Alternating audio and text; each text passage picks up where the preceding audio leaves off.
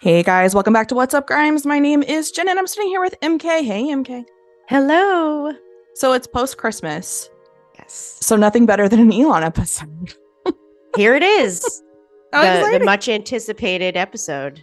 Let's do this. But first, Grimes news. What's going on? Oh, yes. We recently saw Grimes. There's been a Grimes sighting at the Rare. Palladium magazine event recently. It was a cute outfit, but do you think it was appropriate for the dress code of the event? Not at all, which tells me that she's a poor planner. How did you not know that there was a red carpet? I don't know. Somebody's going to fight me on it. But it just looks so out of place. Everybody else was in their gowns, and then there's Claire with her goldfish bag. MK and I think it looks like a goldfish that you take home with you. She's like cradling it. Her sandwich Like, bag. yes. I will So say Mendocino Farms is the best sandwich restaurant in California. If you have not been, it is delicious. I have not had the Vietnamese banh mi, but every other sandwich I've tried from there is amazing. So maybe it's arm candy appropriate for a red carpet. I don't know. whatever the case, it was very Grimes. And I'm glad we got some pictures. Plus, we hadn't seen pictures of her face recently. We've gotten like two photos. So her face didn't look that much different to me. I hear different, I don't know, opinions on that. It didn't look that different to me. No, I think it appear. I mean, I could be wrong, but it looks like she's wearing less makeup Yes. and it looks more fresh faced. I think it's from certain angles it looks really natural. Yeah. And I mean she does look like herself, so I don't want to say that she doesn't, but Yeah. it was nice to see her. It was nice to see her. It was good to see some pictures. It's good to see Grimes being classic Grimes, other than I got to meme a picture of her looking totally miserable sitting in that like tent area. That was good. So that Oh. happened. And then there's been some controversy on the Reddit forums recently. So the Reddits, if you have not been keeping up, a couple weeks ago had basically a blow up on the main Grimes subreddit, split into basically two groups. So now we have one Grimes subreddit and we have another one that's kind of more geared towards criticism, I guess is the best way to put it. There's a whole group now. Yeah. Wow. So there's the Grimes subreddit and then there's the Grimes, the way she spells it on Twitter subreddit. And I'm on both and I've been on both for a couple weeks watching. And so it just looks like the people who were fed up with what's going on with Grimes right now went to this new subreddit, which I think is more of a hate subreddit. I can't tell. Ah, jeez. So that's the latest drama there. Grimes shirts finally started shipping a couple weeks ago. I got the notification that mine was shipping and then it didn't arrive for forever. And now it's here. I'm wearing it. Yay. The new Vision It's shirt. gorgeous. It has the Grimes dragon logo. I don't know what you call it on the back, the fairy logo on the back. Oh yeah. Looks cute. It's really good quality. I remember when I got the crop top, same thing. Really good quality. Took forever to ship. There's no returns, y'all. So if you get it and you don't like it, just so you know. Frame it. Frame it. Like you're stuck with it unless there's a defect, but I didn't want to return mine. Looks really good. It does. Also, AI art. Did you see this start popping up on Instagram over the last couple weeks or Twitter or whatever? Yes, I have. It's kind of controversial. I think some of it's really beautiful, but what does it mean, for art going forward? I can see why it's opening a can of worms that way. Yeah. And so Grimes responded on December 5th to someone named Curio who said, I just don't understand what people think they're accomplishing by telling me I'm not an artist. Like, do you think I'm just going to roll over and be like, okay, what's your end game here? And for backstory, Curio is an AI artist. Grimes responded saying, I think people are realizing we're about to witness possibly the greatest unemployment event like ever and are understandably upset and emotional. It's not AI artists' fault, but I think it's fair to be patient with people whose entire life training just exploded into dust. I think that's fair. Fair. Absolutely fair. And it's going to spill over into other areas like they talked about on the Lex Friedman podcast. AI is kind of, it's going to infiltrate pretty much every industry. We had on the author Nathan Green a couple weeks ago who was talking about AI and how that's going to impact our employment rates. And of course, what's going to happen is that everybody's going to be replaced. And so what do people do for jobs anymore? That's scary. It is scary. And it's coming. I mean, it's Yeah. already started. You've seen it in grocery stores for the past decade. Mhm. You know, the self-checkout has kind of taken over in a lot of capacities. There's very few grocery stores I even go to at this point that don't have them. MK, are you a Target person or a Walmart person? Depends. There's certain things that I like from Target and there's certain things I like from Walmart, but yeah, I like self-checkout. I'm very poor. So the way that I like to operate is Walmart. So I only go to Walmart. And what's happened at my Walmart is there's like 2 checkout lanes open with checkers and everything else is self-checkout. It's chaos. So you wait in this line of self-checkout that can wrap around an aisle. And then, of course, everybody, like, there's one Walmart employee that has to help because, of course, there's all these items that you actually need help with, or Yeah. your worst fear when something doesn't scan and you're like looking around awkwardly and the Walmart employee walks up and gives you a annoyed look and scans it for you. That happens to me all the time. Me too. The only thing I get at Target is baby wipes because they suck at Walmart. Do they? So, they just like rip apart. So I've recently started switching from brand name to Walmart brands, and I have been testing this out. Their paper towels suck. Their toilet paper, surprisingly good. Yeah. This may be a controversial statement, but I barely use toilet paper. Do you have a bidet? No, but I want one. I use wipes, like flushable wipes. I don't always flush them because I understand they're not actually flushable, but it's so much better. Like once you get to that point, you're like, I'm not going to turn back. And when it happens, when you're out in public, you need to like have a pack on you. So one of my good friend's husband is a white person too. I wanted to get on board this train. Yeah. How do you deal with the feeling of it still being wet down there once you've wiped with a wipe? Very good point. Just get over it? Well, sometimes this is a trick I have. I leave the top open so the top half of it is a little dry and then use the wet part and then go to the dry part. I like it. So I got a method. I like it. I totally agree because otherwise what happens, everybody knows, is when you have a situation, you use like a whole roll of toilet paper. Yes. I was one of those people. Well, and I think the pandemic prompted it even more where I was like scared. There was no toilet paper. Yeah. Like literally none. And we always had, my youngest son, as everybody knows, he's nonverbal autistic. So he still goes number 2 in a diaper. So we need wipes. So we just had them and I've used them. For a while I was using them as makeup wipes, but don't do that because it dries out your skin. I recently converted to I don't know what it's called, but it's like cream that just takes your makeup off. That's a game changer. But yes, we're a wipe family. You heard it here, guys. we're talking about Elon Musk, and now we're talking about wipes. And Kate and I haven't like too. Let's talk about Elon Musk. Elon Musk. MK and I haven't talked like on Zoom in a while, so I think we're just catching up. Okay, here we go. Grimes trended on Twitter about 2 Friday nights ago. Let's talk about why. So this all begins with Elon disabling the Elon Jet account this week, stating any account doxing real-time information of anyone will be suspended, as it is a physical safety violation. Musk posted that to Twitter 2 Wednesday nights ago.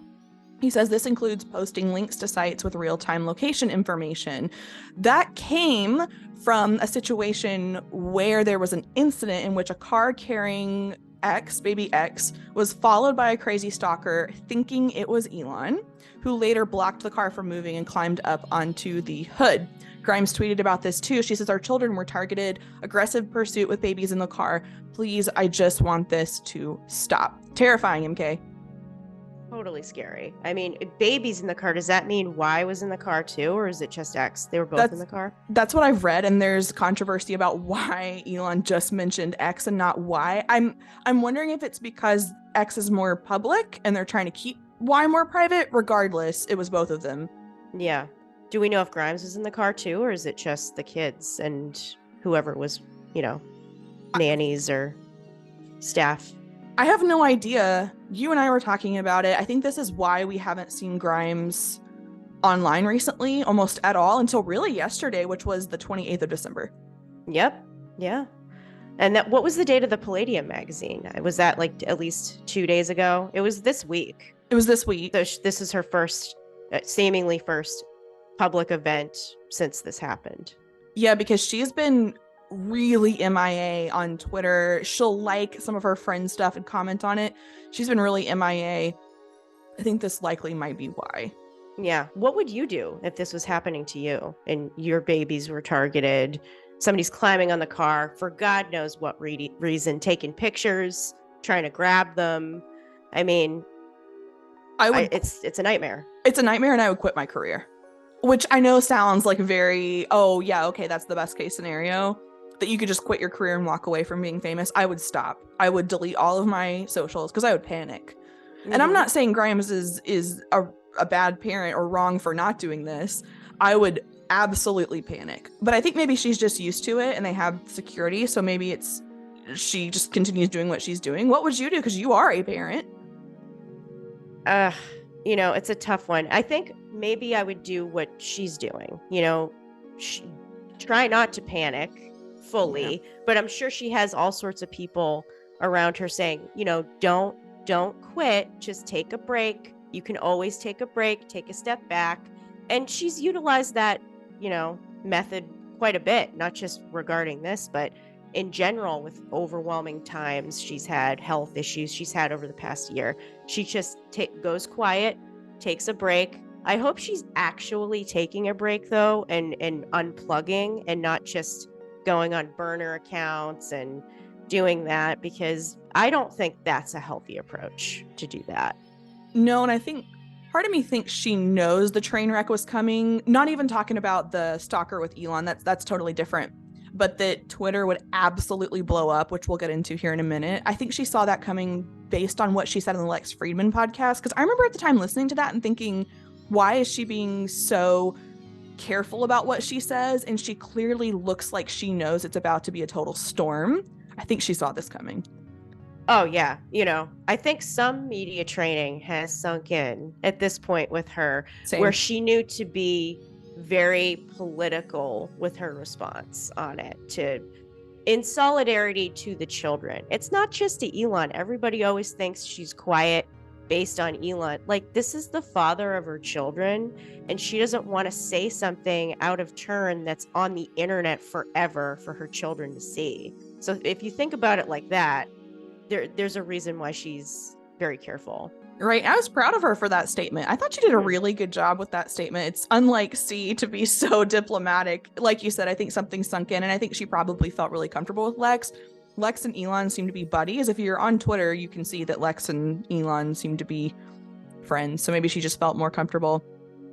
So back to the narrative of the Elon Jet. I've followed Elon Jet for probably a year because this makes me sound insane. Oh, maybe it's been 2 years. Okay, the reason why I followed it was because at the time, C and Elon were traveling together to SNL, and I would see where the jet went to see where they were at the time, which is creepy. You actually were the one that told me about this, and I thought it was cool. I didn't see it as creepy at first, but, given the current circumstances and just putting things in perspective, it is a little creepy. It's creepy to me looking back. I think because Claire is very careful about giving out any information, which again, now we understand why. Yeah. I wanted to know where they were going, and at the time Met Gala was going on. And so it was like, oh, their jet took off and it's going to New York. So that means that, she's going to be at Met Gala. Anyway, that was exciting. This narrative 2 weeks ago took a weirder turn later in the week when Elon went on This narrative about Elon Jet took a weirder turn later in the week when Elon went a step further and suspended the accounts of a number of journalists, apparently because they had written about Elon Jet. Elon Jet is run by Jack Sweeney. He's 20 years old. He's a sophomore at the University of Central Florida. He originally wanted to map the flights of Musk's private jet, thinking it'd be cool to track how Musk managed his business empire. Sweeney shared publicly available information about Musk's flights, not his family members or his cars. So that's why I found Elon Jet not creepy, was because that's publicly available information. Yeah, and I didn't realize he was 20 years old. So it doesn't sound, and a college kid. So it doesn't sound like he has had any nefarious intentions. Yeah, and I've been following this saga for probably the last year. I remember when Jack tweeted about how Musk offered him $5,000 to buy the Elon Jet account. The website Protocol reported this in January, but the two men couldn't come to a deal after Sweeney countered with an asking price of $50,000. Musk had him. That's what I said. I was like, 5,000. Sorry, I had to say 5,000. Yikes. I would not have taken that either. I would have been like, no, screw you. This 50,000, I would have been like, great, here you go. Like, I'm getting through college now. Bye. Musk had opened their exchange asking, can you take this down? It is a security risk. Okay. So, per Forbes, in addition to following Musk's movements, trackers like Elon Jet also provide a sort of gauge for hypocrisy. Private jet flights are among the most significant offenders when it comes to carbon emissions on a per-person basis.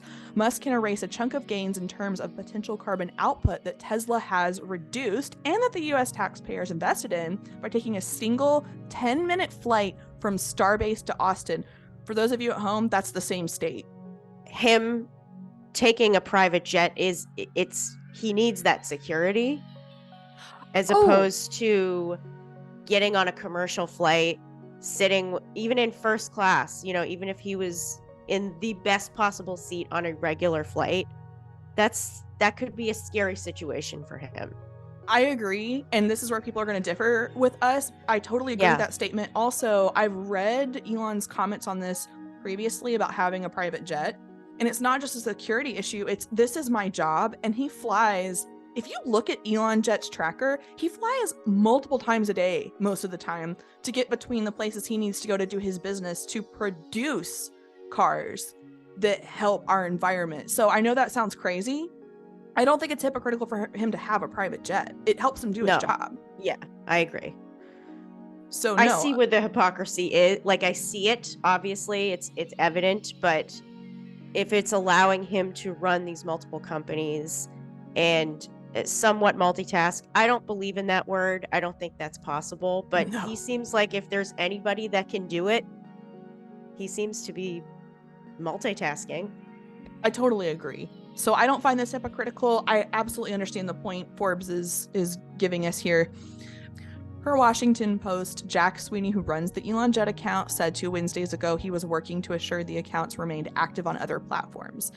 So, if you me, I went to Reddit immediately and saw that they had created the Elon Jet subreddit, joined that.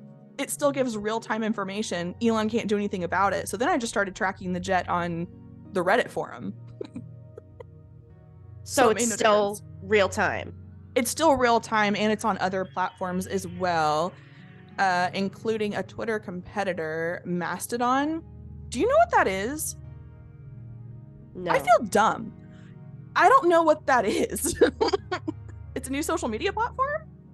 Oh, you know what? My husband talked about it a little bit, that when Elon took over Twitter, people have been saying that they're going to move to Mastodon, which I don't know what it is. I know it's an alternative platform similar to Twitter. That's all I know about it. I think, MK, this shows our age. Yeah. Because if or lack of care. Or lack of... We have adult jobs, and they've been running our lives.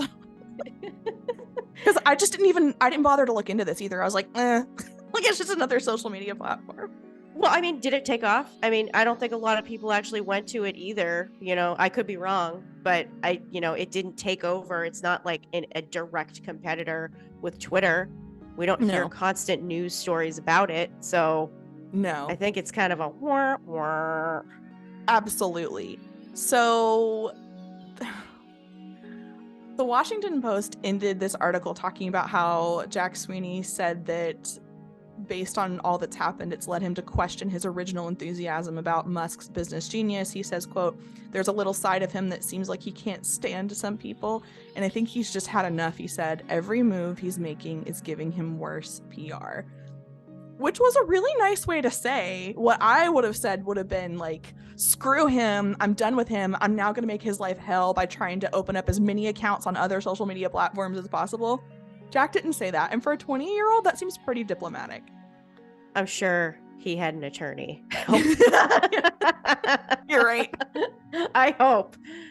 Maybe he's a pre-law student. Who knows? You're right. It was just a very mature statement for a 20-year-old. Very, very. That's a bummer. You know, we kind of feel like that in a lot of ways, especially you as a fan of Grimes. Like you do everything we do this out of our love and appreciation for her. And that's kind of where Sweeney was coming from with Musk.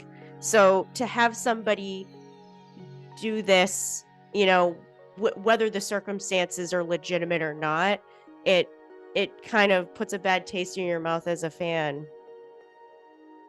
Absolutely. This would hurt me personally. I take everything personal, but you know, this would hurt me personally, even though I get where Elon's coming from.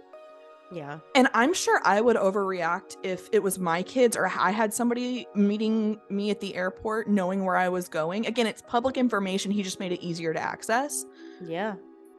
Also, again, I would say at this point, man, this really hurt me. I'm out. I don't really want to be a fan anymore. Yeah. Speaking of the stalker issue, not to divert too much, but I think from what I read, I can't remember the exact source, but it said something about the stalker thinking that Grimes was talking to him through her social media posts. I have so much to say about this. I'm pausing because I'm thinking about how much I want to say about this and how much I'm going to cut out about this. I mean, it's almost like Manson, you know, like having Manson type people come after you because they think you're like the highest class of people, you know, like they're targeting. Yeah. So MK, were you on the metaverse server when the metaverse server existed on Discord?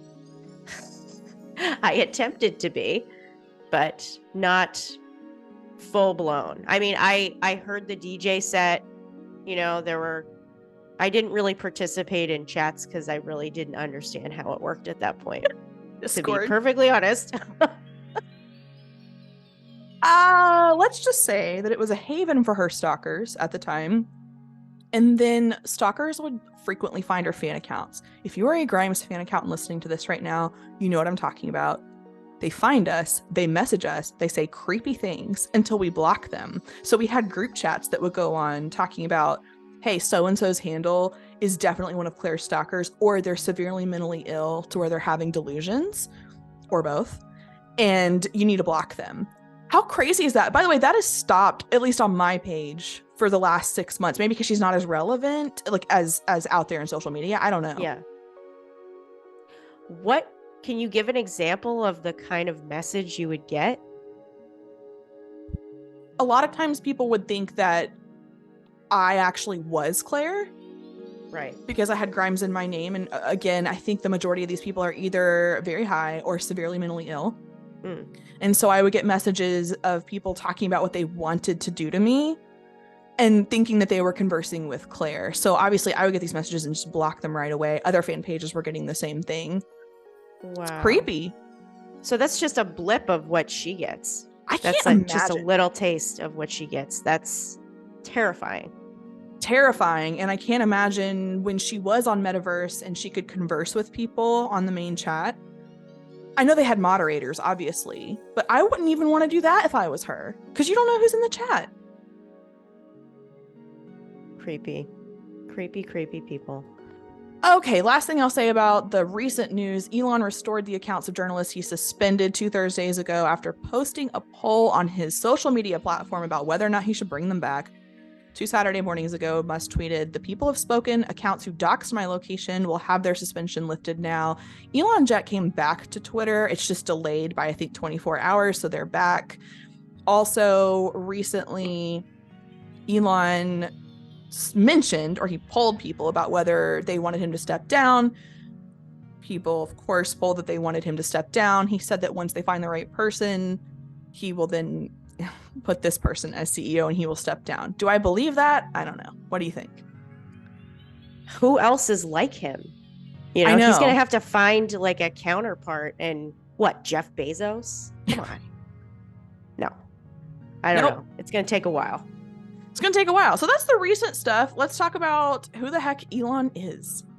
Sure. So if you are unfamiliar with who Elon Musk is, if you've been living under a rock, if you've been living on Mars, this is for you. So Elon Reeve Musk was born on June 28th, 1971 in Pretoria, South Africa. His mother is May Musk, a model and dietitian born in Canada and raised in South Africa. His father, I'm getting all Boston on you. His father, Errol Musk, is a South African electromechanical engineer, pilot, sailor, consultant, and property developer who is a half owner of a Zambian emerald mine. Dang. Musk has a younger brother, Kimball, and a younger sister, Tosca. Musk's family was wealthy during his youth.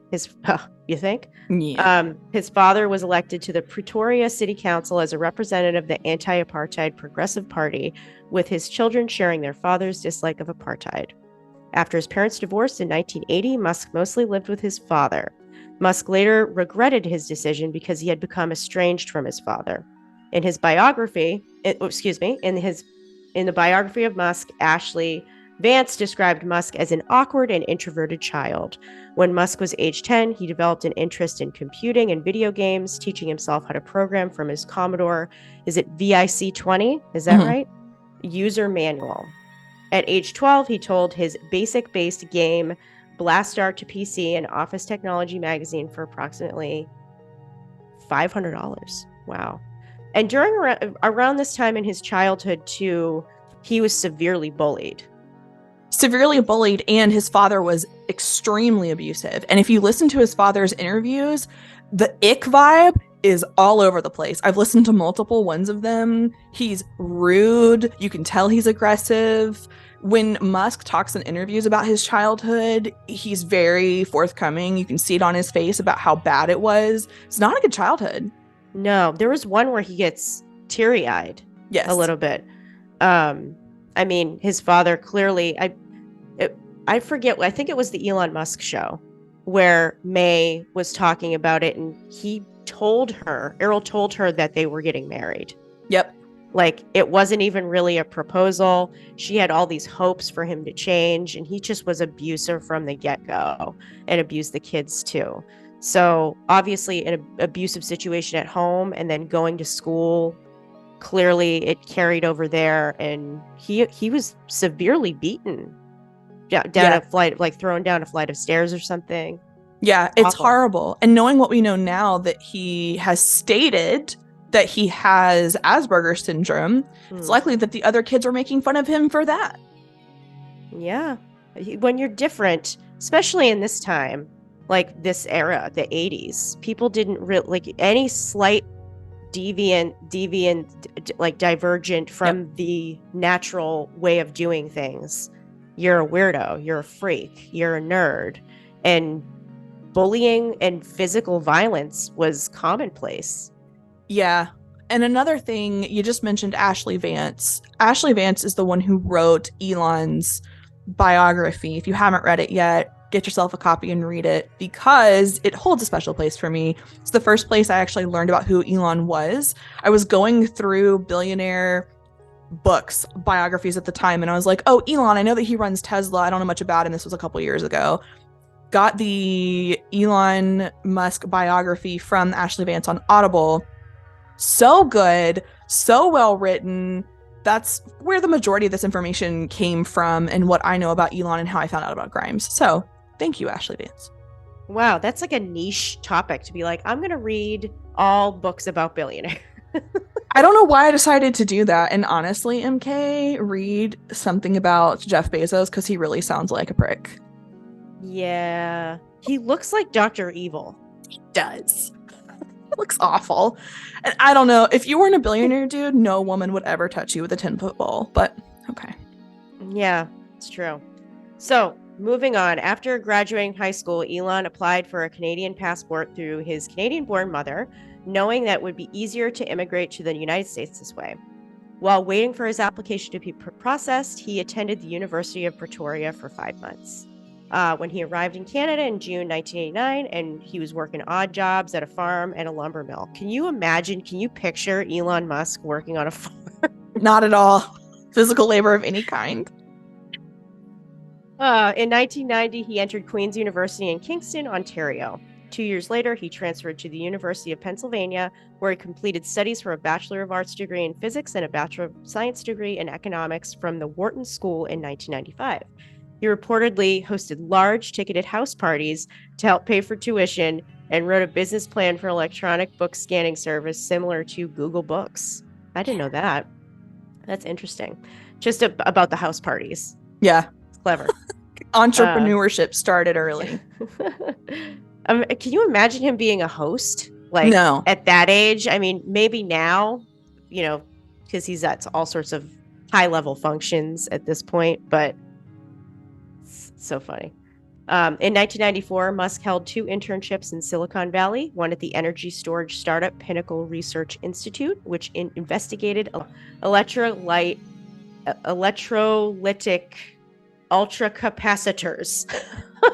We aren't made for this world. I don't know. For energy storage. And another at the startup Rocket Science Games.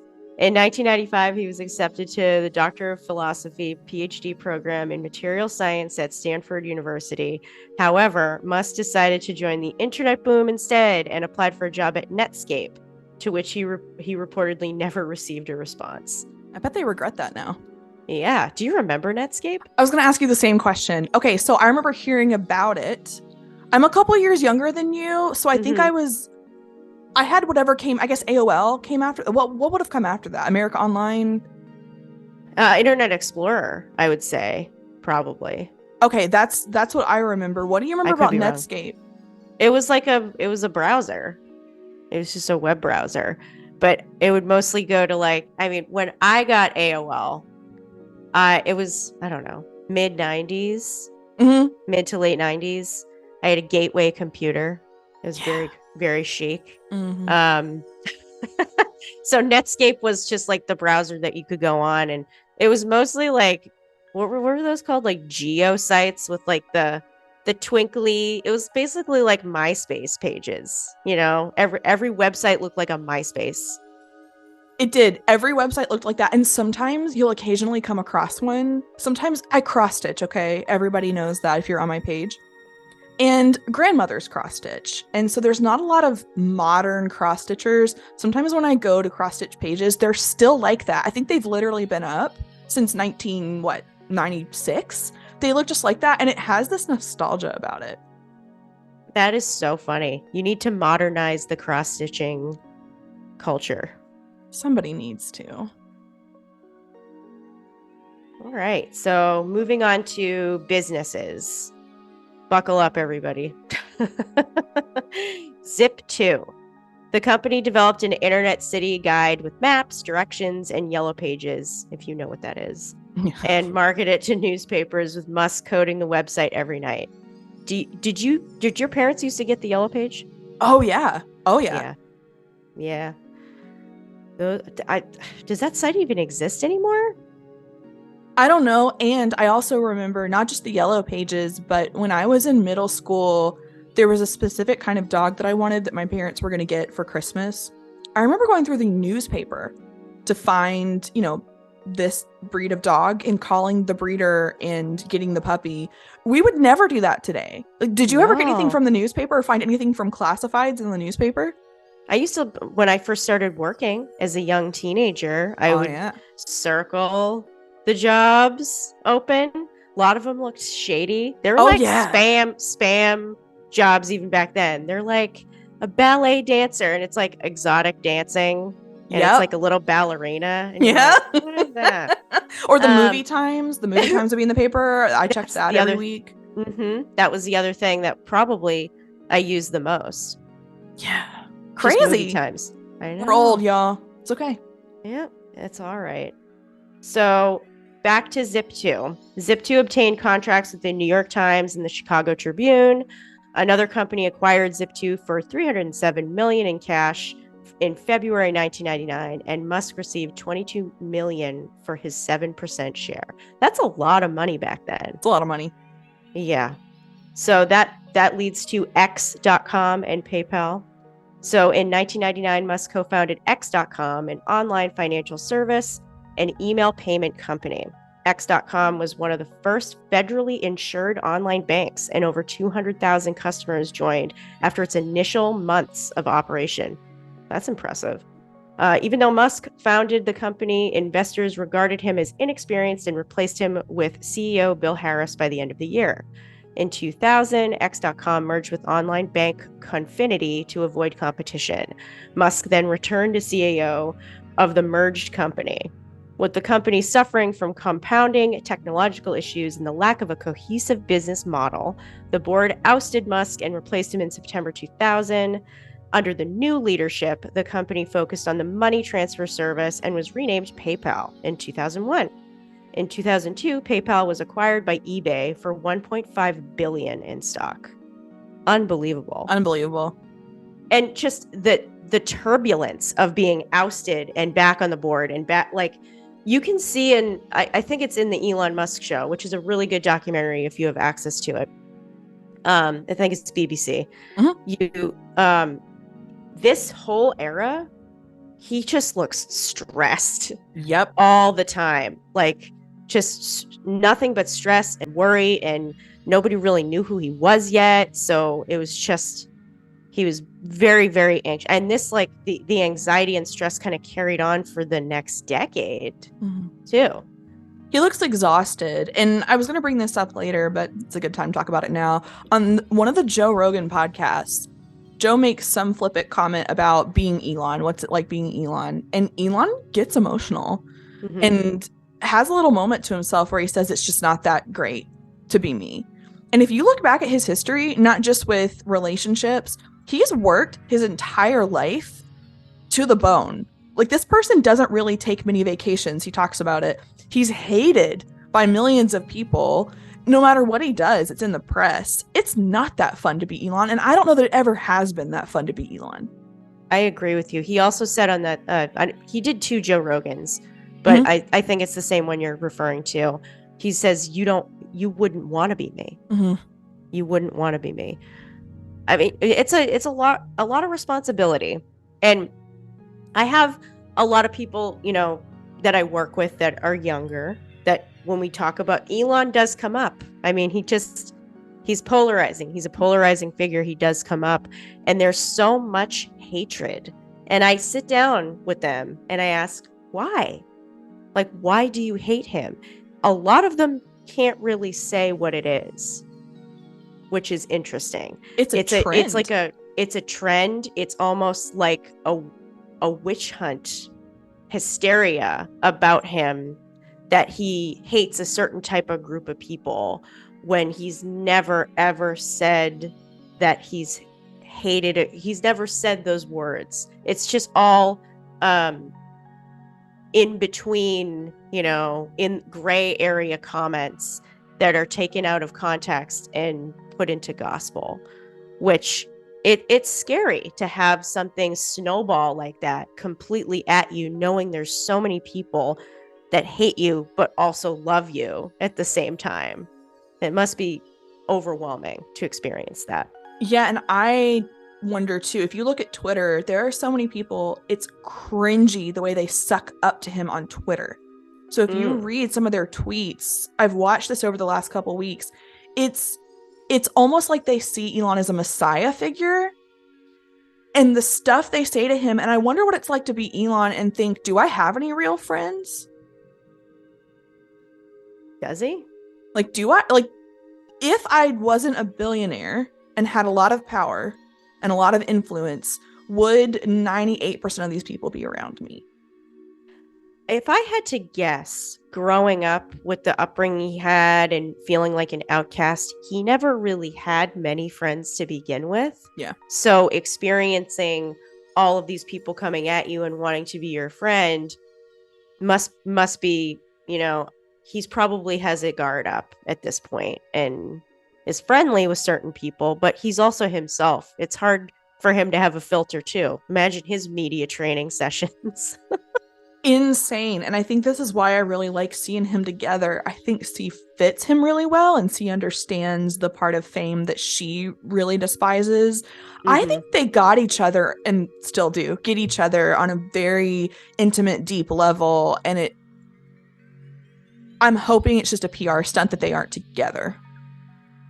I agree too. And you were talking about earlier, I don't know if this was before the podcast or we started it.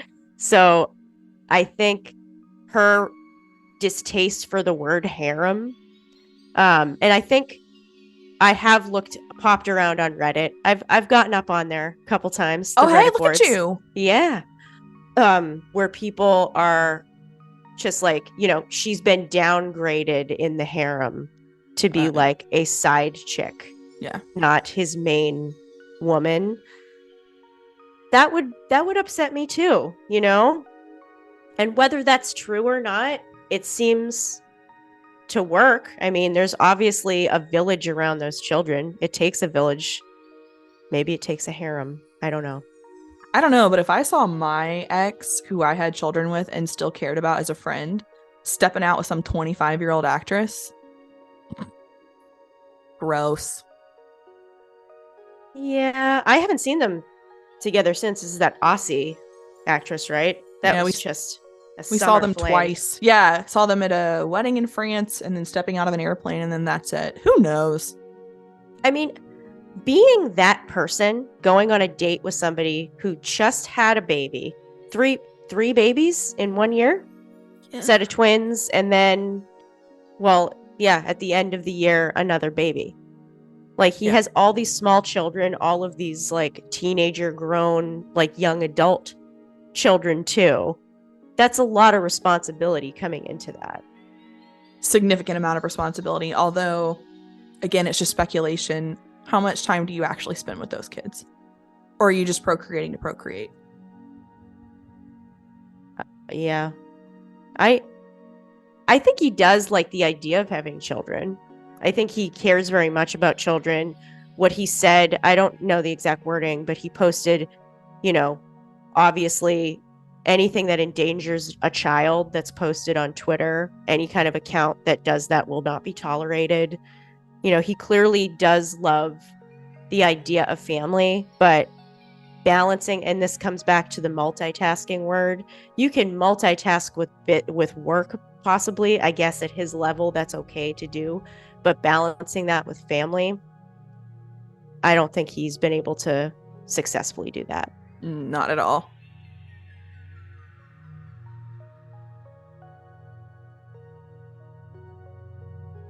All right, where were you? SpaceX. You wanted to talk about SpaceX. So we finished the 2002. Yeah, we did. Cool. Yeah. Okay, so now we're moving on to SpaceX. If you want a more in-depth conversation about SpaceX and hear from an actual space person who works for NASA, you can go check out our podcast with Dave. Here's just the plain facts. In early 2001, we know that Musk became involved with a non-profit Mars Society and discussed funding plans to place a growth chamber for plants on Mars at the time. In October of that same year, he traveled to Moscow to buy refurbished intercontinental ballistic missiles that could send the greenhouse payloads into space. However, the group returned to the United States empty-handed. In February of 2002, Elon returned to Russia to look for 3 ICBMs. They were offered 1 rocket for $8 million, which Musk at the time then rejected. He instead decided, hey, I'm going to start my own company that could build affordable rockets. With $100 million of his own money, Musk founded SpaceX in May of 2002 and became the company's CEO and chief engineer. Crazy. Insane. Who says I'm gonna get affordable rockets? Who does that? That's not in my scope of life. If somebody said, okay, this rocket's gonna be $8 million, I'd be like, okay, thanks so much. I'm gonna go find something else to do with my life. Not Elon Musk. No. Or like, is that a good price? Right. Is that, I don't know. Is that good? I don't know. I don't know how much a rocket costs. What? Okay. SpaceX attempted its first launch of the Falcon 1 rocket in 2006. Though the rocket failed to reach Earth orbit, it was awarded a Commercial Orbital Transportation Services Program contract from NASA. After 2 more failed attempts that nearly caused Musk and his companies to go bankrupt, SpaceX eventually succeeded in launching the Falcon 1 into orbit in 2008. Later that year, SpaceX received a $1.6 billion contract from NASA for 12 flights of its Falcon 9 rocket and Dragon spacecraft to the International Space Station, replacing the Space Shuttle after its 2011 retirement. In 2012, the Dragon vehicle docked with ISS, a first for a commercial spacecraft. I just want to say real quick, if you guys want to see more in-depth information about SpaceX and about Elon's reactions to all of these failed launches and eventual successful launches, there's really great documentaries on Netflix specifically that talk about the journey into space and show an up-close look into what Musk went through emotionally during that time. Have you seen those documentaries? Yes.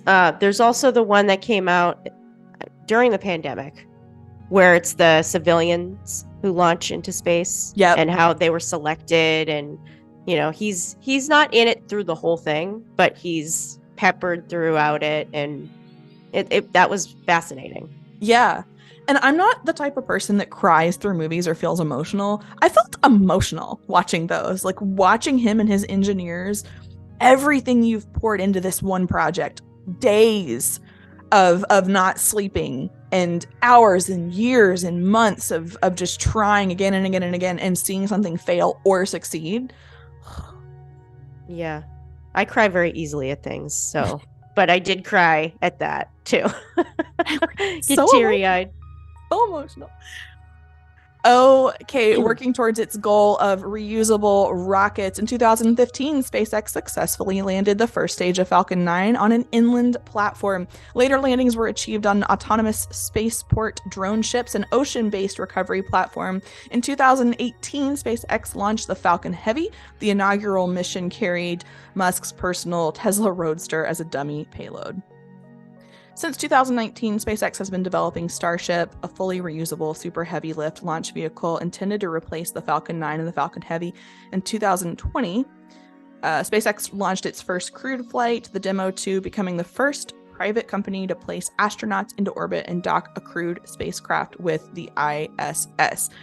This is part of why I don't understand why it's such a trend to hate Elon. I understand the trend now is eat the rich. We wouldn't have reusable spacecraft right now being developed if it wasn't for Elon Musk. That's not to say another company wouldn't have done it eventually. That's cool. Yeah. It's hard to deny what he's giving to the world. He's a polarizing person. He's on a huge platform. He's taking over Twitter, I think, really took it to the next level. He's just maybe dial back on some of the tweets. I don't know.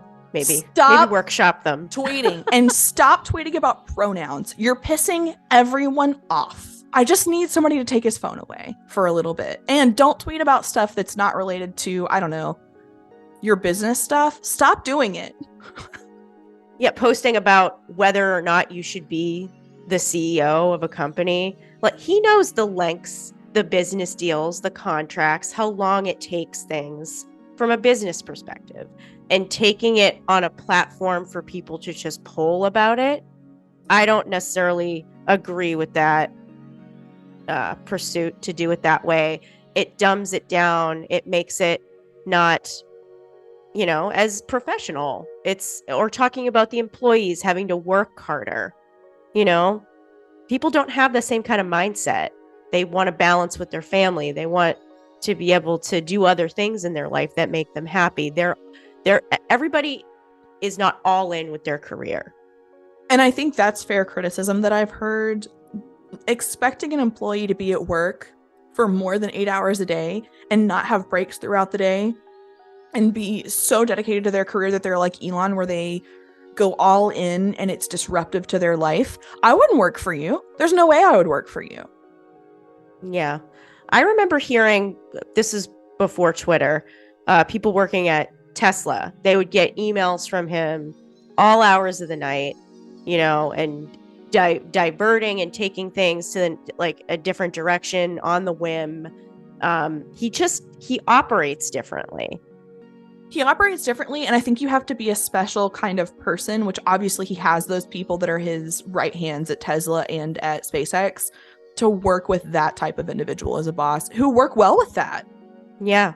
I will say, though, how he finds people is interesting for like employee wise, because he doesn't care what school you went to. Mm-hmm. If you can bring it and know what you're doing and have innovative ideas, he's willing to take a chance on you. Mm-hmm. And I think that says a lot, especially coming from a type A person who expects perfection, to give people an opportunity that they may not otherwise have been given. Absolutely. And I also agree with what he says. As somebody that has a master's degree and values my master's degree, he talks about how higher education just not worth it in a lot of cases. And for my career, I had to have the master's degree to be able to do what I do. If I didn't have to have that master's degree, I think it would have been, I think a lot of these degrees are useless because they don't necessarily teach you anything. My degree had a very strong set of skills that I had to have that was taught in that program. College is not it. It's not everything. And I like that Elon values that. I agree. I mean, I still am in mounds of student loan debt. My husband has a master's degree. I have a bachelor's degree, and I've always wanted to go back to school, but it's always kind of changed on what I'd want to go back for because I need it to do something. Yeah. It's different. So I like that he values that. I also know that he sends his kids to a very specific school that he created, if I'm not mistaken. And I think that's a good idea. Why not? Are there other children at this school as well? Is it only his children and maybe family? I can't tell. I would totally send my kid to the Elon Musk school. Be like, all right, go learn how to build a rocket. Oh, I think it's totally like hybrid learning and not just you're sitting in a classroom. Yeah, I bet it's for great. Hours at a time. I bet it is great. You're learning by doing. Not to pivot too much, but my son was homeschooled and now he's in actual school, and it's been a learning curve for him to the strictness of it. Not to say that he just has a different way of learning, and it's been very tough to get him to fit into that square peg. Yep. And all schools are pretty much like that. And it's a wonderful school and the teachers care, but they have a certain way of doing things. Yep. And testing. And it's been a rough road. So I think having your own type of school where people can learn how they are supposed to learn is great. Fantastic. That leads us to the Tesla company. Tesla operated in 2003. Musk took an active role within the company and oversaw Roadster product design, but was not deeply involved in day-to-day business operations. Following a series of escalating conflicts in 2007 and the 2008 financial crisis, Musk assumed leadership of the company as CEO and product architect in 2008. As of 2019, Musk was the longest tenured CEO of any automobile manufacturer globally. Wow. In 2021, Musk nominally changed his title to Technoking. It's Technoking. Yep. Technoking, while retaining his position as CEO.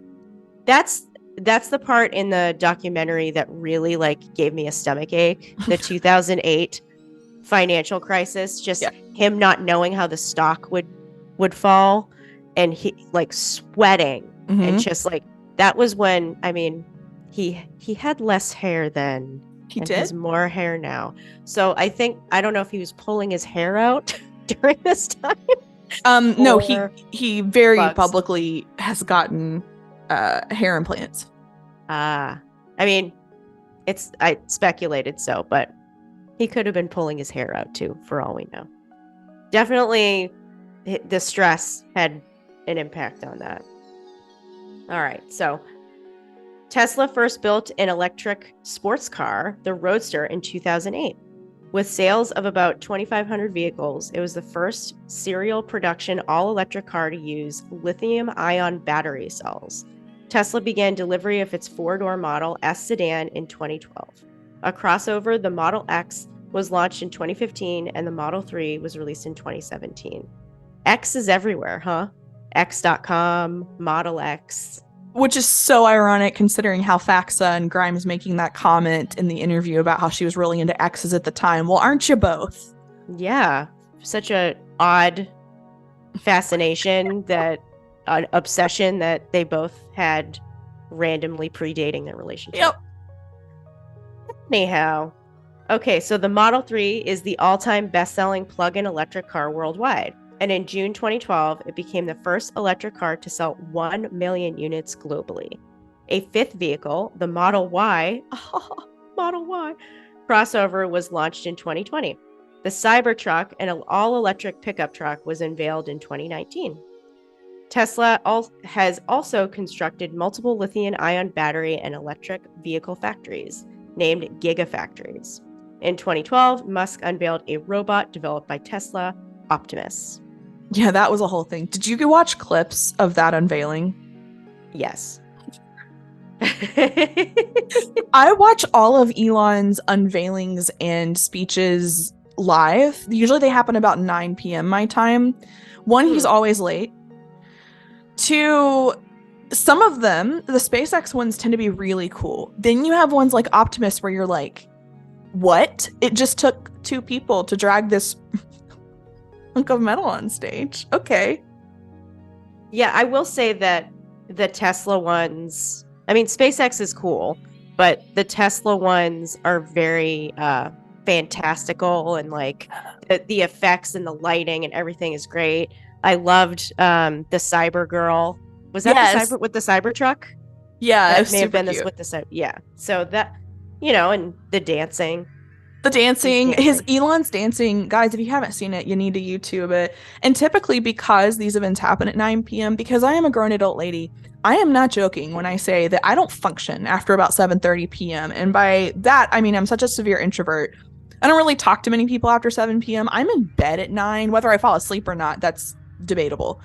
So usually when I'm watching his stuff, I'm already fed up that he's late. And I'm already in a bad mood because I'm sleepy. And I never make it through the whole speech. I fall asleep at some point during the presentation. So it's always an experience. Enjoy these experiences with me, should you want to. We should start a group chat during these. But that would be awesome. But by the way, you are the most extroverted introvert I've heard that. I thought I was an extrovert for a long time until my best friend in grad school was like, hey, Jen, you realize that you're an introvert. You prefer to be by yourself and you get a lot of recharge by yourself. That had not occurred to me. I think I'm very specific about what people I'm extroverted with, maybe.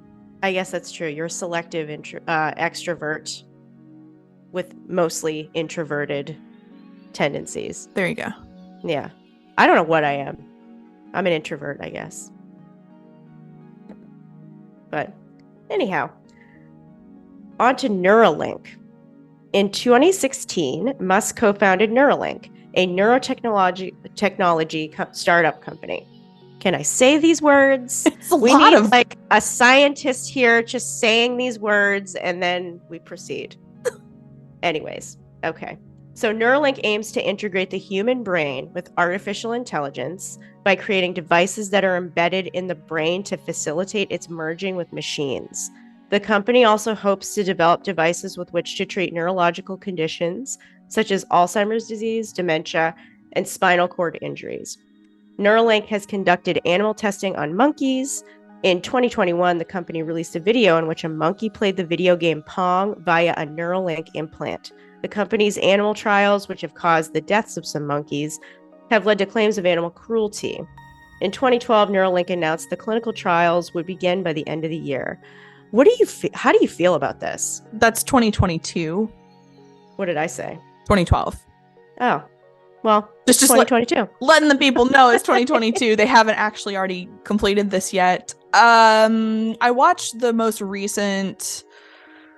What do I want to say about this? I watched the most recent presentation about Neuralink, and it didn't have me convinced.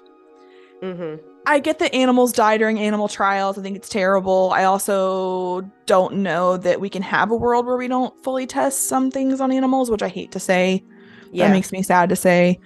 I also think it's kind of sketch that Elon's like, yeah, I'm going to put one in my kid. Which kid? Which kid's is it going to be X? It's going to be X. It's not even the animal component. It's just treating conditions with an implant, not having long testing with it to see what it does, having a foreign object implanted in your body to mitigate certain conditions is concerning to me. I don't even like the idea of the birth control that goes in the arm. I was literally going to say that. Or the Nuva ring. Like anything you're shoving in an orifice, an organ. It makes me a bit cautious, and it does remind me of a little bit of the ecto life going on too, where the artificial wombs looks very much like the Matrix. I don't know that we're ever going to do away with human pregnancy, because I think Elon, and I hear some statements from Claire specifically, Claire's situation's a little bit different because she had a very traumatic pregnancy and a friend died during labor or afterwards. I don't remember. But I don't think we're ever going to do away with human pregnancy, because women want to be pregnant. Like there is an innate desire in some women, I should say, to want to be pregnant and to produce life. And I just don't think you can fully do away with that, even with the risks. Even women that don't necessarily at first want to be pregnant, but do want a family, and they happen to get pregnant and will, produce life based on that. I think that's how life is supposed to work. That's the natural order of things. Yeah, I can't get behind this whole artificial womb thing. I can't do it. Adopt a child. Thank you. There's plenty of children out there that are deserving of homes, that need homes. Thank you. This really bothers me, this whole we can manufacture little humans, when really little humans come out of a relationship. That's part of how this works. They come out of a relationship. People are going to disagree with us so bad on this episode. Oh, sorry, guys. So divisive.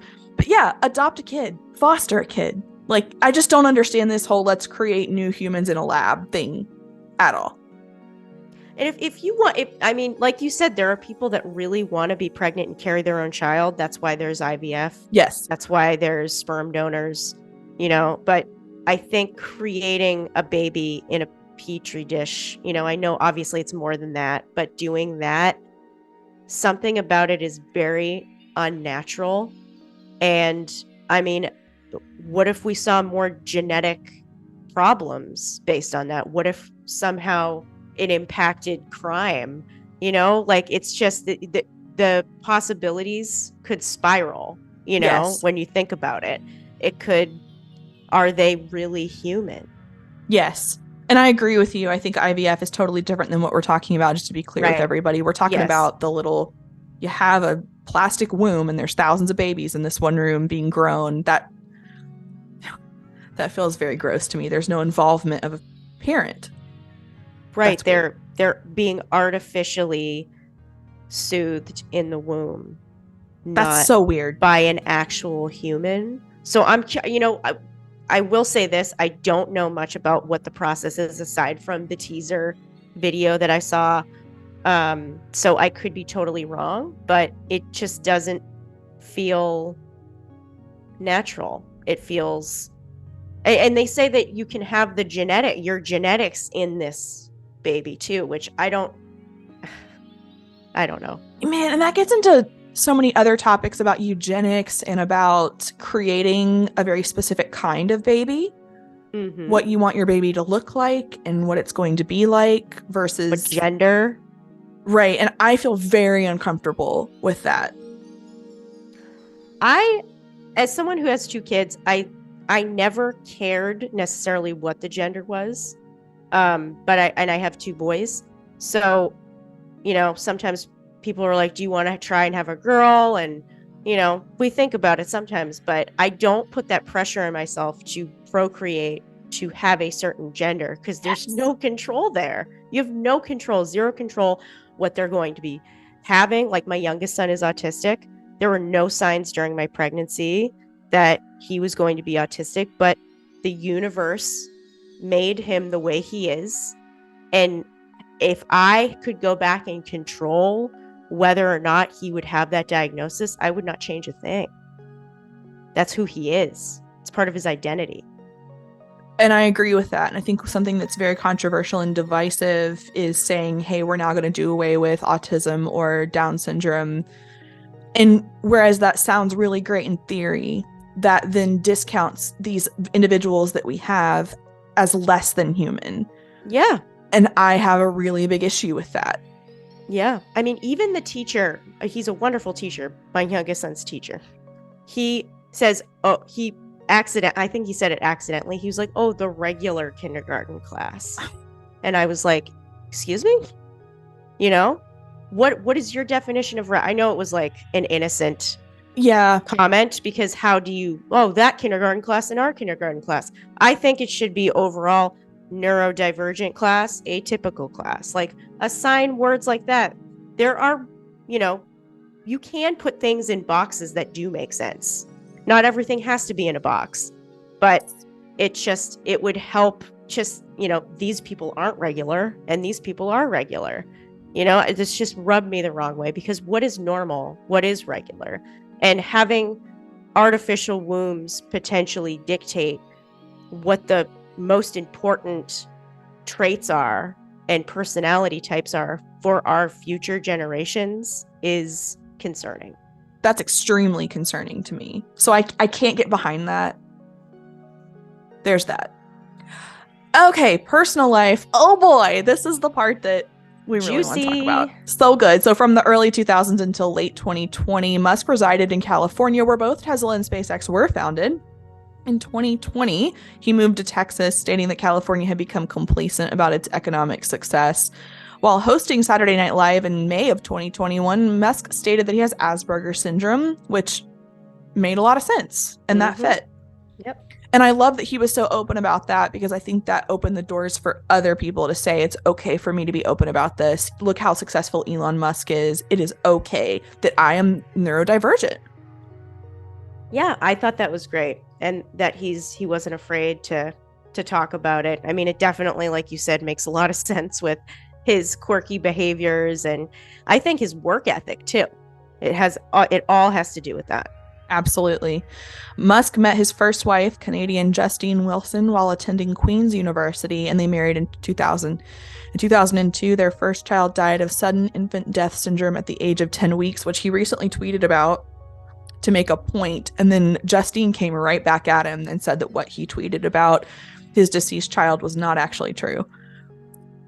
Justine has a lot to say on Twitter from time to time, which I can't imagine, having lived with Musk and his now 5 kids for this many years, what that's like for her.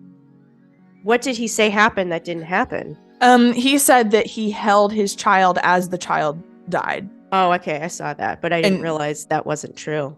Justine came back with, that is absolutely not what happened, and she gave some more detail on that. Again, who knows who's telling the truth? It just looks bad. All of it looks bad, and it looked bad to me that Musk was trying to make a point about something by using that situation, and didn't really fully fit on the situation. Anyway, personal opinions. Okay. After the child's death, the couple decided to use IVF and had twins in 2004, followed by triplets in 2006, and the couple ended up divorcing in 2008.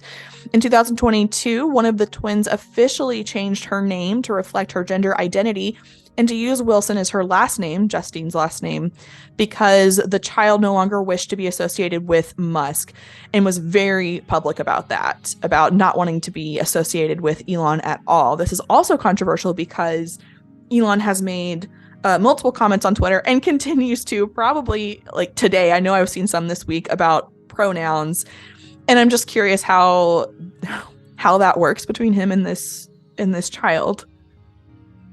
Yeah, I mean, I think for older generations, I wouldn't consider myself totally old, but I do understand, as you know, as you do, people age and they don't understand the younger generations, right? Sure. It's happened every generation. It happens to everyone, where there's just a disparity and not understanding because the world changes. Yeah. And I think it's very hard for some people to accept the pronoun thing because it's changing it's not just changing the world and how you can identify, it's changing language. It's changing language. It's so divisive. And because your own child has decided to transition, maybe don't frickin' tweet about it. Don't tweet about it, and acknowledge that you have your own issues with your father. He clearly has issues with his own father, and that must be a sore spot to have an issue with one of his children. Yeah, family therapy with them must be, oh boy, a circus. In an October 2022 interview with FT.com, Musk blamed the estrangement of his daughter on what the Financial Times characterized as, quote, the supposed takeover of elite schools and universities by neo-Marxists. Which makes sense based on what Elon's been tweeting recently with his politics. He's recently become very open politically about his beliefs. In 2008, Musk began dating actress Tallulah Riley. They married in 2010, and in 2012, the couple divorced before remarrying the following year. So you heard that right. They divorced and they got remarried. And she looks like a lovely person, by the way. She's in that BBC documentary, and I've read other things about her, and she looked like she genuinely cared about Elon. Oh, for sure. And I loved that moment where she's like on the red carpet and he's holding the umbrella for her, and she's like, nobody knew who he was at the time, and no shade to him, but it was like she was the successful one, yeah, and was with him, and they seemed like they had a genuinely loving relationship. I didn't see too much with Justine and Elon aside from her TED talk about him, about just being with somebody like him. I don't know if their relationship was very like Tallulah and Elon's. I think Tallulah and Elon were a good match. I think so too. And she was very respectful of him in that documentary. It looked very genuine. We're talking about the BBC documentary, you guys, the Elon Musk show. And it seemed like she really helped raise the 5 kids when they were young. It seemed like she was tasked with that pretty often and took that on. So, okay. They ended up finalizing their second divorce in 2016. And then Musk dated the lovely, stunning, just purely innocent, great character, Amber Heard, for several months in 2017. Oh man, the worst. I don't get that aside from her just being hot. Me either. And they don't even look good together. They look weird. Yeah, I think he was just in his, I'm gonna date whoever this hot actress is. And you know what? I think you can't really fault him for doing that, because most billionaire men about town who can pick whoever their partner is, they're going to either pick a hot model or a hot actress. Yeah, why not? Right? Why not? And that's technically true with Tallulah. She was a hot actress at the time. Yeah, which seemed like a genuinely nice person, though. Musk was later accused by Johnny Depp of having an affair with Amber Heard while she was still married to Depp, but Musk and Heard have both denied the affair, although we don't put any credence into what Amber Heard says. In 2018, here we go. Musk and Canadian musician Grimes revealed that they were dating, and Grimes gave birth to their son in May of 2020. The child was named XAEA12 Musk, with X as a first name, AEA12 as a middle name, and Musk as a surname. I remember when baby X was born, I had no idea who Grimes was at the time. Mm-hmm. I remember reading the headline and saying, that's a joke. It is a joke that they named their child that. I did not think it was real. I thought it was a publicity stunt. Yeah, I think one of the first things I even heard about Grimes was the announcement of the birth and him holding the baby. And then a picture of the baby with like the tattoos. Yes, the filter or whatever. Yeah. And I know she talks about while she's pregnant, she does a live with Hannah, and she talks about how she's not going to disclose the name because she knows that everybody's going to hate it. She talks about how she told somebody and they were like, really? So you knew it was going to be controversial and you went forward with it. Now I feel like I've heard it so much that it's very normalized for me. It's like, oh yeah, baby X. Well, the state of California had them change it because they couldn't use those characters. It was like a legal name. They had to change their birth certificate. And I couldn't pronounce it for the longest time. And I think I read so many articles that explained how to pronounce it over time that then it just became easy to say the name. Mm-hmm. Crazy. All right. In December of 2021, we remember when the Vanity Fair article dropped. Grimes and Musk had a second child. This was a daughter who, as of now, as of what we know, is named Exadarch Sidriel Musk, nicknamed Y, born via surrogacy. However, we've heard from Claire that she is willing to change the child's name and has called her stuff like Sailor Mars, among other names. So I don't know that they've officially settled on that name, but who knows? It might be nice to select something soon. Just settle on one. The baby is one now. Yep. Yeah. That just occurred to me. Yeah. She looked pretty big in that the photo she posted. So cute, like a little chunky cute baby. Headband. It was so cute. It was a cute baby. Looked like the headband that she was wearing during Art Angels. Almost. It did. A little bow. I respect fully Grimes' desire to keep her children private, and I applaud her for doing that and not exploiting her children, and I really want to see that baby. I know, and we want to see the baby because we think she's cute and we're happy for Grimes. We're not, but we understand that not all people are mentally well, and I am hesitant to share. I just started sharing more of my kids. It's hard because you're like, who is going to have access to this? What kind of creepo is going to be looking at my page to look at my kids? You have to think about things like that. And you're like, I don't want my kids to sue me when I'm an adult. Absolutely. And if you guys want further information on the exploitation of children in family vlogs, check out Dad Challenge podcast on YouTube. He shows why each of these vlogs is so detrimental to the kids and why these kids will grow up hating their parents. Just check it out. All I'm saying. Okay, despite the pregnancy, Musk confirmed reports the couple were semi-separated in September of 2021 in an interview with Time. In an interview with Time in December of 2021, he said he was single. In March of 2022, Grimes said, I would probably refer to him as my boyfriend, but we're very fluid. Later that month, Grimes tweeted that she and Musk had broken up again, but remained on good terms. And in July of 2022, Insider published court documents revealing that Musk had had twins with Siobhan Zillis, director of operations and special projects at Neuralink. In November of 2021, they were born weeks before Musk and Grimes had their second child via surrogacy in December. Oh, like it's so weird. Was the special project having his children? Is that on her list of tasks? And then everybody speculated so much, and we still speculate. Was this had to be something Claire knew about? But then everybody's like, "Oh, Elon cheated." I don't think he cheated. It's still weird that she knew about it and they just moved forward. I think, like she said, they are fluid, but when it happens when you're fluid and you get somebody else pregnant, that certainly can change things and changes the, I don't know if you're familiar with Wendy Williams. Mm-hmm. Like her husband was like known as a serial cheater, mm-hmm. and then got somebody pregnant, and she was like, you know what, we're done now. And it isn't even that he got somebody pregnant. I think this had to have been planned. I don't think this was an accidental pregnancy. Who knows? I don't know. I mean, it doesn't seem like that we wouldn't have any insight that they actually had a relationship. They just seem like business, colleagues.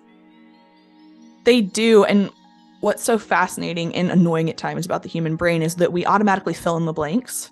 So we make assumptions. That's what's rational for our brain to do when we don't have information. So everybody in the Grimes community made a lot of assumptions because there's no information. And they are public figures. They don't owe us an explanation. Not at all. It just causes you to automatically think that something went awry, I guess. I don't know. Yeah, I mean, it also he did tweet about it, obviously, because the birth certificate was leaked that she changed the name to Musk. I think that's how it became public knowledge, because she wanted to change the name to Musk after, I don't know, 6-7 months of them being born or something. What prompted that? Who knows? But him making a comment that was like almost, aligned with how Nick Cannon is procreating, like just like spreading the seed everywhere. When I think on Nick Cannon and Elon's day to day, like with the amount of children that are just spread out everywhere, like that gives me anxiety.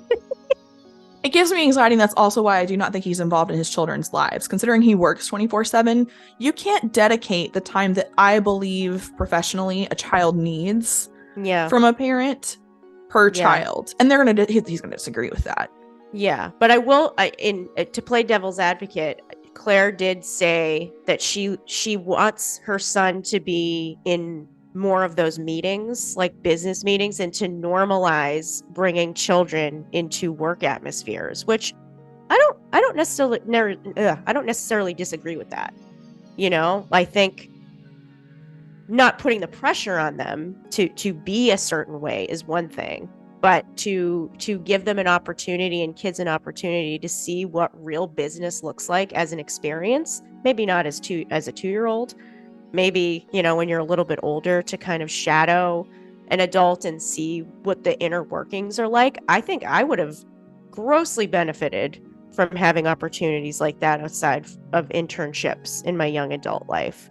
I think especially as a teenager, I wish in high school, I disagree with Claire that children should be in the work environment, because imagine your friend who has unruly kids bringing her kids into work. I would scream. I hate it when people bring their kids to like Zoom meetings. I hate it. And they like pay attention to them the whole time. No, we're at work. Be at work. However, as a teenager, I would have really benefited from being able to see different career options versus being told about them. And then you turn 18 and people are like, okay, go to college and figure out what you want to do. Like, it's so strange.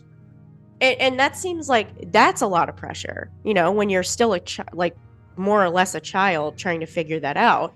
I think in controlled atmospheres where children are brought into certain settings, set up to like peer mentor, like mentor them, they can, shadow certain people. I think that's okay. But bringing them to a regular board meeting with that not being the intention of including the children, I think that might be a little distracting for people. I agree with you. For sure. And there's a lot of adult settings that children just don't need to be privy to, where there's adult conversation. So I don't know. I get her point with this. I love that Claire thinks outside the box. She certainly does. All right, so moving on to Twitter. So Musk expressed interest in buying Twitter as early as 2017. In January 2022, Musk started purchasing Twitter shares, reaching a 5% stake in the company in March. By April, he owned a 9% stake, making him the largest shareholder. Musk purchased Twitter for $44 billion, with the process beginning in April 14th, 2012, and concluded on October 27th, 2022. And I think I said 2012 again. I don't know why I keep saying 2022. There's a lot of numbers in this one. Oh my gosh. And then it's going to be 2023. So I'm going to have to not say 2013. Okay. Whew. All right.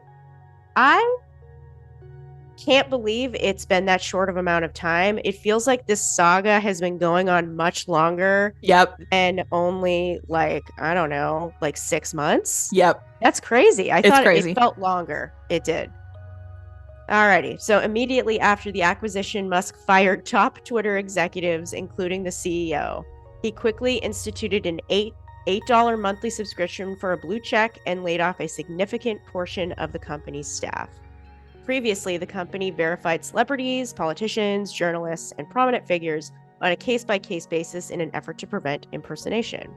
To address imposters, Musk says the site will permanently suspend users who attempt to impersonate others unless the account is clearly marked as a parody. November 10th, a flood of fake accounts impersonating public figures and brands on Twitter after the launch of paid verification badges prompts the company to reinstate a second layer of official tags. The company said, sorry, that one, can we cut that one out? Yeah. I'm going to have to cut both of us. Like it's so much information that I'm going to have to cut a lot. I'm going to edit a lot on this one, but I've missed editing, so it's good. Okay. I like it. So imposter accounts posed as a slew of well-known people and companies, including basketball star LeBron James, former New York City Mayor Rudy Giuliani. That's just funny to me. Gaming company Nintendo of America, and even Tesla, the electric vehicle maker run by Twitter's owner Musk. According to Time, in November, hundreds of Twitter employees resigned after Elon gave them a deadline to decide whether to leave or stay. So many workers chose to depart that Twitter users began questioning whether the site would survive, tweeting farewell messages to the service and turning hashtags like Twitter migration and hashtag Twitter takeover into trending topics. I remember when this went down 2 weeks ago, because I legitimately thought that Twitter was going under based on how many people quit. And I was expecting to wake up the next morning and see that my account had just been deleted because everybody had moved out. I think it's interesting because if you're going to leave, in my opinion. Leave. You're still feeding into it if you're continuing to just sit on it and complain. I don't understand people that do that. And my own husband does it, and it drives me up the freaking wall. He has like burner accounts where he'll like call out somebody, and I can tell, like he'll be like his, and I'm like, are you trolling right now? Like, are you in a troll mode? What's happening? And it's like all about movies, right? Like, and it's never anything super serious. And I'm like, what are you doing? Like, I can't get behind that. And I think that's my whole hesitation with social media in general, like the attack on other people. See it more on Twitter than any other platform. I mean, what I've seen on Reddit is pretty gnarly too. But Twitter, it's just, if you don't agree with him and you want to leave, do you need a grandiose announcement saying, I'm going to leave? Okay, bye. Like, don't engage. Twitter's not an airport. You don't need to announce your departure. And that's true with like politics. So if you live in the United States, and I'm sure this happens in other countries, even like people in my own friend group, whoever gets elected, they'll be like, if so-and-so gets elected, I don't want to be here anymore. I'm moving. I'm like, then do it. Freaking do it. I don't care whether you're on my side or not. If you don't like it, that's the freedom of the Americas. Move. Yes. Yeah. Do you know how many of my friends were like, I'm moving to Canada? And I'm like, bye. Yay. Oh, well, you're still here. So weird. All right, guys, that I think summarizes Elon Musk pretty well. We did our best. We did our best. It's hard to summarize so much information into an hour of a podcast episode. We appreciate you guys so much, and we'll see you next time. Bye. Bye.